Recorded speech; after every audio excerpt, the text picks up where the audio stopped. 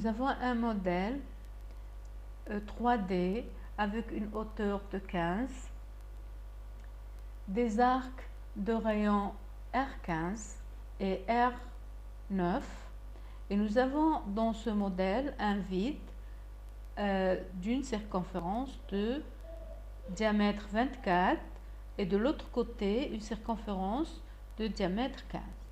Ces cercles-là et ces arcs sont disposés suivant l'horizontale l'un par rapport à l'autre d'une dimension de 85 et par rapport à la verticale d'une dimension de 51. Alors, on va prendre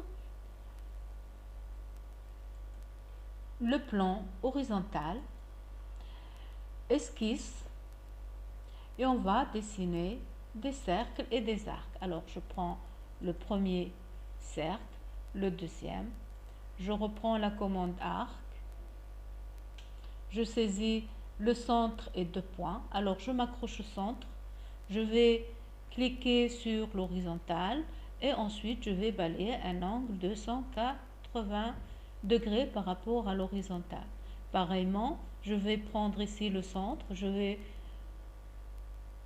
prendre prendre une ligne verticale, prendre un mode, et ici je vais balayer un angle de 180 par rapport à la verticale. Je vais dimensionner, donc je prends ici un diamètre de 24, je prends ici un rayon de 15,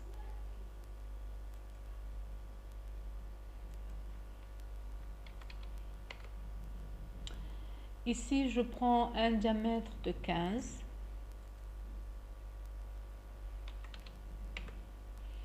et je prends ici un rayon 9.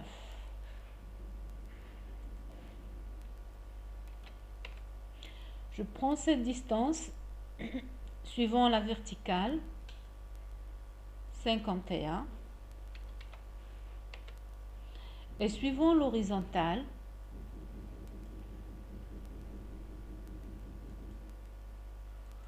85. Je vais ensuite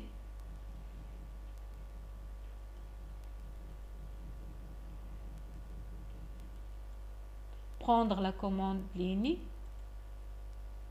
je vais m'accrocher à l'extrémité de l'arc, je vais prendre une verticale et je vais m'accrocher à l'autre extrémité de l'arc.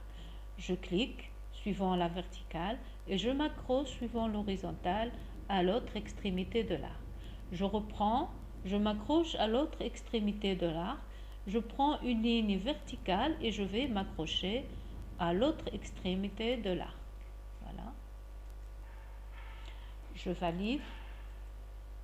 Je prends ensuite un raccordement par rapport à cet angle d'une dimension de 20.